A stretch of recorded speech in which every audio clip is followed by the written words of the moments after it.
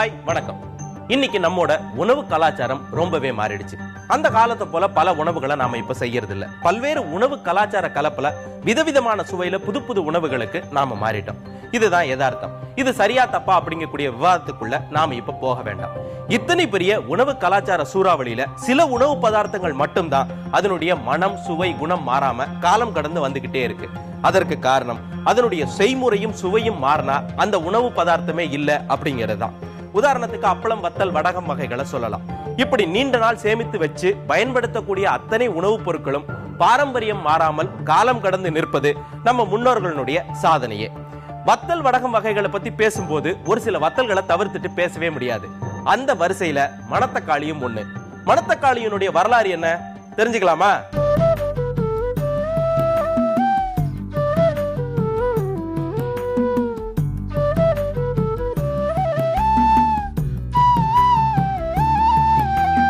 நான் இப்போ ஒரு மணத்தக்காளி கீரையினுடைய தோட்டத்துக்குள்ள இருக்கேன். மணத்தக்காளி கீரை அப்படிங்கிறது நாம சாப்பிடக்கூடிய கீரை வகைகளில் முக்கியமானது.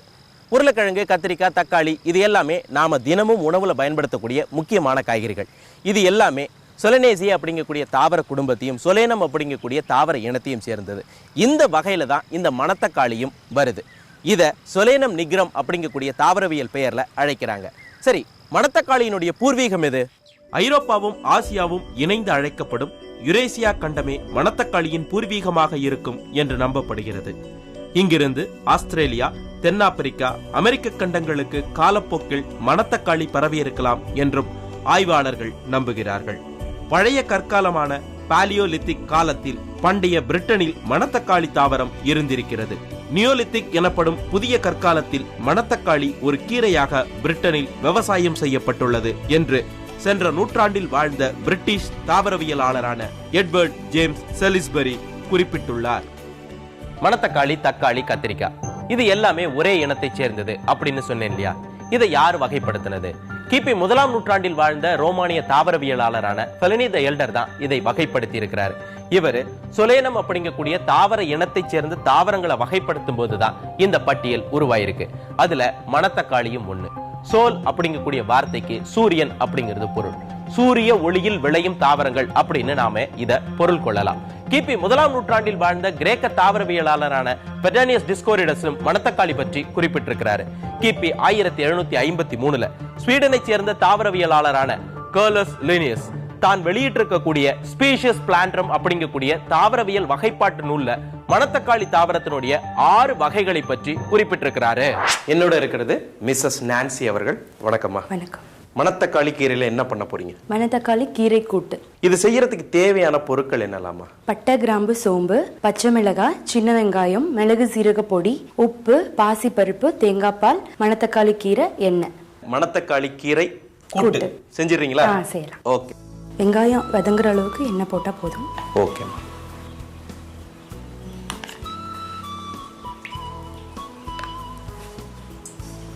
எண்ணெய் சூடானதுக்கு அப்புறம் பட்டை, கிராம்பு, சோம்பு நுணுக்கி வச்சு. பட்டை, கிராம்பு, சோம்பு பொடி. அடுத்து பச்சை மிளகாய் அவங்க காரத்துக்கு ஏற்ற மாதிரி போட்டா போதும். நான் 2 போடுறேன். சின்ன வெங்காயம். சின்ன வெங்காயம் குளிர்ச்சி நிறைய போட்டா தப்பில்லை. நல்லா வதங்கணும். நல்லா வதங்கணும்.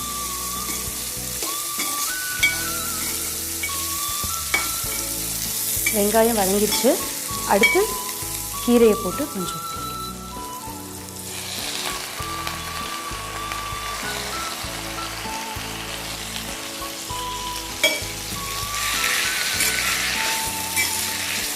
இதோடய வேக வச்ச பாசி பருப்பையும் சேர்த்துக்கலாம். சரி.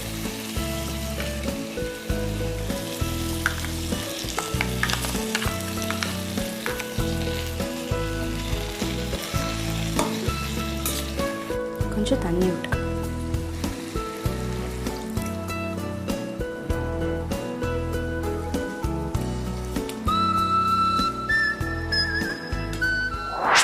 மணத்தக்காளி என்ற பெயர் எப்படி அமைந்தது? சின்ன சின்ன மணிகள் போலவும் சிறிய அளவு தக்காளி போலவும் செடிகளில் இது காய்த்திருப்பதால் மணித்தக்காளி என்ற பெயர் இதற்கு தமிழில் அமைந்தது. அதுவே பேச்சு வழக்கில் மணத்தக்காளியாக மாறியது. மணத்தக்காளி, மணித்தக்காளி, மணல் தக்காளி, கருப்பு மணித்தக்காளி, மிளகு தக்காளி என்று பல பெயர்கள் இதற்கு உண்டு. European black nightshade, black nightshade, garden nightshade, garden huckleberry, ஹூன்ஸ்பெரி, ஒண்டர்பெரி, பொப்பலோ, இப்படி பல பெயர்கள் இந்த மணத்தக்காளிக்கு ஆங்கிலத்திலும் அமைந்துள்ளது. கீரை நல்லா வெந்து வந்துருச்சா? கீரை நல்லா வெந்து வந்துருச்சு. இந்த நேரத்தில் மிளகு சீரக பொடியும் உப்பும் சேர்க்கலாம். மிளகு சீரக பொடி இல்லையா? தேவைக்கேற்ப உப்பு.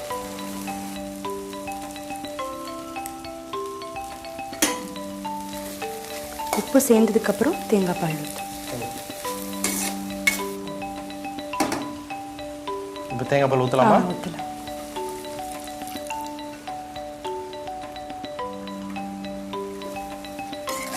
ஒரு 2 minutes விட்டு இறக்கிடும். சரி.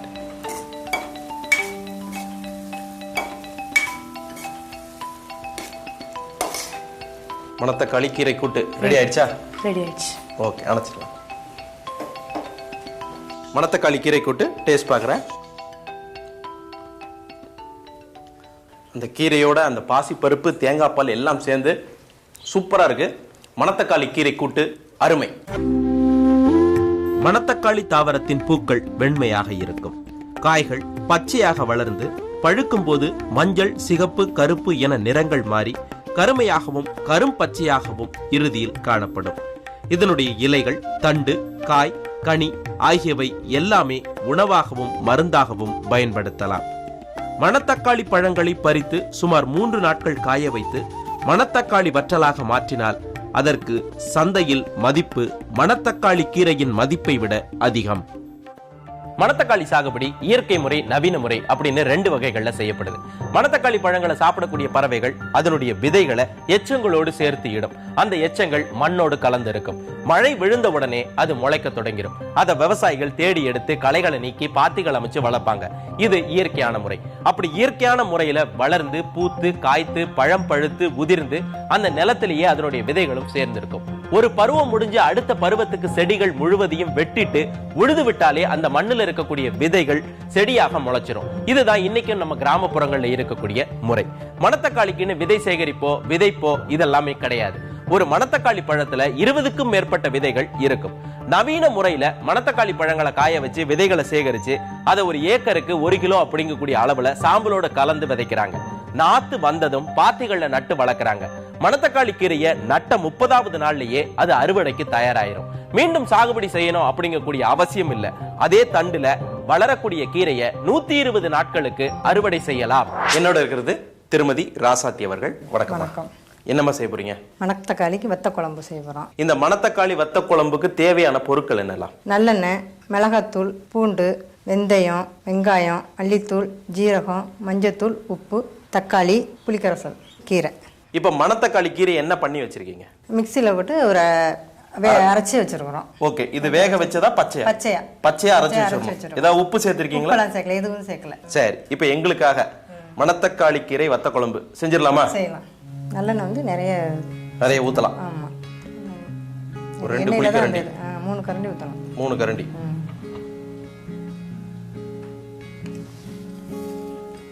கொஞ்சமா வெந்தயம், ஜீரகம். இப்ப அடுத்தது என்னமா சேர்க்கணும்? வெங்காயம், பூண்டு, அடுத்தது பூண்டு.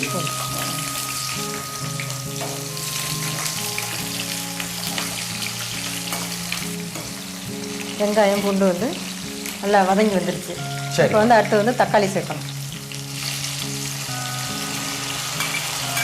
இது வந்து தக்காளி நல்லா நிறைய சேர்த்தா தான் நல்ல டேஸ்ட் கொடுக்கும். ஓகே, ஒரு 2 தக்காளி சேர்க்கலாம் இல்லையா? 2 தக்காளி சேர்க்கலாம்.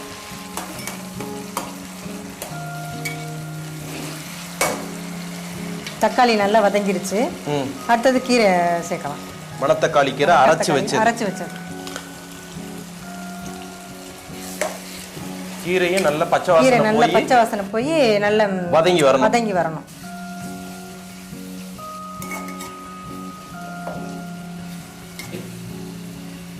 கீரை நல்லா வதங்கிருச்சு. இப்போ வந்து புளிக்கரசல் ஊற்றணும்.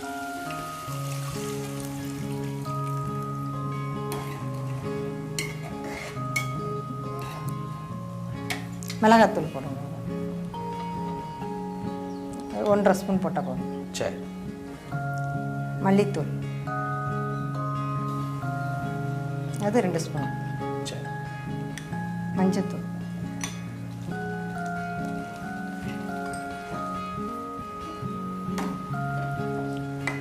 உப்பு. உப்பு வந்து நமக்கு தேவைக்கு ஓகே.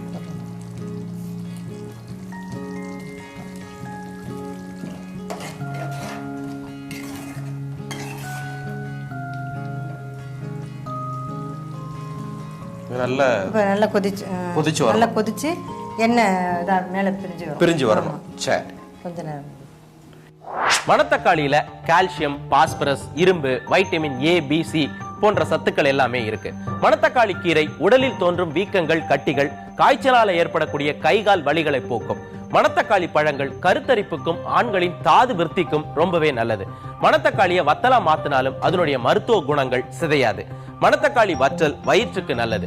இதயம், நுரையீரல், கல்லீரல், மண்ணீரல், கணையம், வயிறு, குடல் தொடர்பான பல நோய்களை தீர்க்கக்கூடியது இந்த மணத்தக்காளி. பல்வேறு வகை மருந்து தயாரிப்புகளிலும் இது பயன்படுத்தப்படுது. நம்மளுக்கு வத்த குழம்பு ரெடி ஆயிடுச்சு. பார்க்கலாமா? பார்க்கலாம். தரங்க.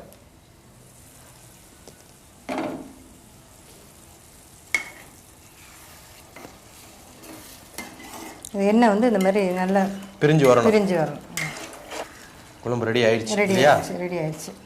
ஓகே. அடுப்பு ஆஃப் பண்ணிடலாம். மணத்தக்காளி கீரை வத்த குழம்பு டேஸ்ட் பார்க்குறேன்.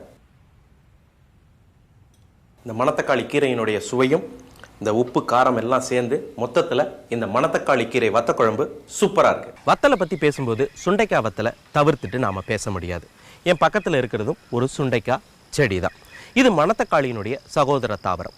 சொலனேசியே அப்படிங்கக்கூடிய தாவர இனத்தையும் சொலேனம் அப்படிங்கக்கூடிய தாவர குடும்பத்தையும் சேர்ந்தது தான் இந்த சுண்டைக்காய். சுண்டைக்காய் காப்பணம் சுமகுலி முக்காப்பணம். அண்டத்தை சுமக்கிறவனுக்கு சுண்டைக்காய் என்ன பாரமா, அண்டத்தையே ஆட்டி வைக்கிற படாரி சுண்டைக்காயை விட்டா வைப்பா அப்படின்னு நம்ம கிராமப்புறங்களில் சுண்டைக்காயை வச்சு ஏகப்பட்ட சொலவடைகள் சொல்லுவாங்க. இப்படி தமிழர்களின் உணவோடையும் உணர்வோடையும் கலந்த சுண்டைக்காயினுடைய பூர்வீகம் எது? சுண்டைக்காயின் பூர்வீகம் மத்திய அமெரிக்க பகுதிகள், மெக்சிகோவின் தெற்கு பகுதிகளாக இருக்கலாம் என்று கருதப்படுகிறது. கரிபியன் தீவு பகுதிகளிலும் சுண்டைக்காய் பல நூற்றாண்டுகளுக்கு முன்பே இருந்திருக்கலாம் என்று ஆய்வாளர்கள் கருதுகிறார்கள். தென் அமெரிக்காவின் பிரேசிலிலும் சுண்டைக்காய் பழந்தாவரமாக கருதப்படுகிறது. மொத்தத்தில் சுண்டைக்காயின் மிகச் சரியான பூர்வீகம் எது என்று தெரியாவிட்டாலும் மத்திய தென் அமெரிக்க பகுதிகளில் எல்லாம் சுண்டைக்காய் காட்டுச் செடியாக முளைத்து காலப்போக்கில் பல்வேறு பகுதிகளுக்கு பரவி இருக்கலாம் என்று நம்பப்படுகிறது. சுண்டைக்காயில புரதம், கால்சியம், வைட்டமின் சத்துக்கள் இருக்கு. குறிப்பாக இரும்பு சத்து அதிகமாகவே இருக்கு. சுண்டைக்காய் ரத்தத்தில் இருக்கக்கூடிய கழிவுகளை நீக்கி ரத்தத்தை சுத்தப்படுத்துது. மலச்சிக்கல், அஜீரண கோளாறுகள், வயிற்று புண்ணுக்கு இது நல்ல நிவாரணத்தை கொடுக்கும். சுவாசம் சம்பந்தப்பட்ட நோய்கள்ல பாதிக்கப்பட்டவர்கள் உணவுல இந்த சுண்டைக்காயை அடிக்கடி சேர்த்துக்கலாம். இத பச்சையாக பறிச்சு தொக்கோ கூட்டோ செஞ்சு சாப்பிட்டா ரொம்ப நல்லது. என்னோட இருக்கிறது திருமதி வினோலி அவர்கள். வணக்கம்மா. என்னம்மா பண்ண போறீங்க? சுண்டக்காய் கூட்டு. இது செய்யறதுக்கு தேவையான பொருட்கள் என்னெல்லாம்? பச்சை சுண்டக்காய், பாசிப்பருப்பு, சின்ன வெங்காயம், கருவேப்பிலை, சோம்பு, வரமிளகாய், எண்ணெய், உப்பு, பச்சை மிளகாய், மஞ்சத்தூள், தேங்காய் பால், தேங்காய் துருவல். இப்போ நீங்க எங்களுக்காக சுண்டைக்காய் கூட்டு செஞ்சு காமிக்கிறீங்களா? செஞ்சுறேன். சுண்டைக்காக வேக வைக்க போறோம். சரி. 1 கப்பு போட்டு.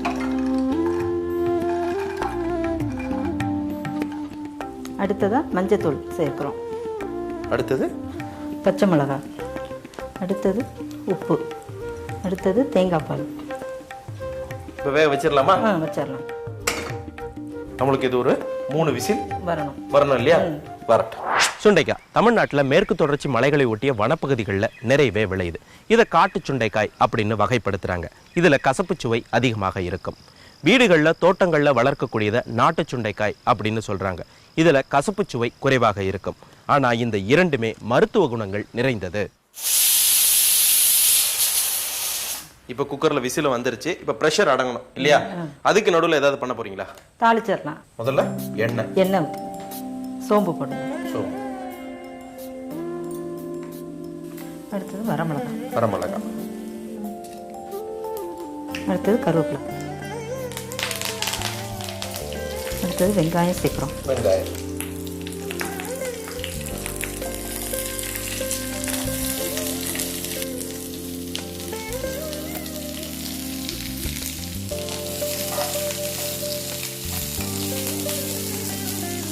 உங்களுக்கு வெங்காயமும் நல்லா வதங்கி வந்துருச்சு இல்லையா? ப்ரெஷர் அடங்கிருச்சு. இப்போ இந்த தாளிப்பை என்ன செய்வீங்க? இதை இதில் சேர்க்கணுமா? இதை இதில் சேர்க்கணும்? இதை இதில் சேர்க்கணும். நம்ம தாளிப்பையும் நம்ம வெந்து வந்திருக்கக்கூடிய அந்த சுண்டைக்காய் கலவையோட சேர்த்துட்டோம் இல்லையா? திரும்ப அடுப்பு பற்ற வச்சு கொதிக்க வைக்கணுமா? ஆமாம். கிளறி கொடுப்பீங்களா? கிளறி. இப்போ நல்லா வெந்திருக்கு. இதோட பாசிப்பருப்பு, வேக வச்ச பாசிப்பருப்பு சேர்க்க போறீங்க இல்லையா? சரி.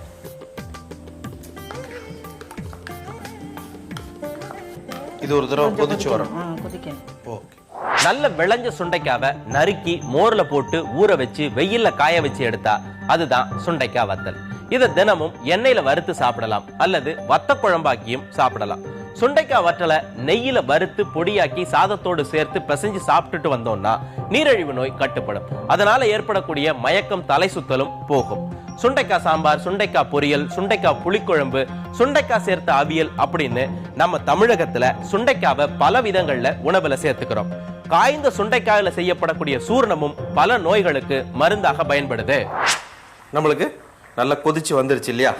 இதுக்கு மேல என்னமா சேர்க்க போறீங்க? இதோட தேங்காய், திருவண்ண தேங்காய். இது ஒரு 1/4 முடி தேங்காய் இல்லையா? அவ்வளோதான், ரெடி ஆயிடுச்சு. இப்போ ஆஃப் பண்ணிடலாம். ஆஃப் பண்ணிருங்க. சுண்டைக்காய் கூட்டு சுட சுட ரெடியா இருக்கு. டேஸ்ட் பார்க்குறேன். இந்த பருப்பு, இந்த காம்பினேஷன் ரொம்ப நல்லா இருக்கு. சுண்டைக்காய் கூட்டு அற்புதம்.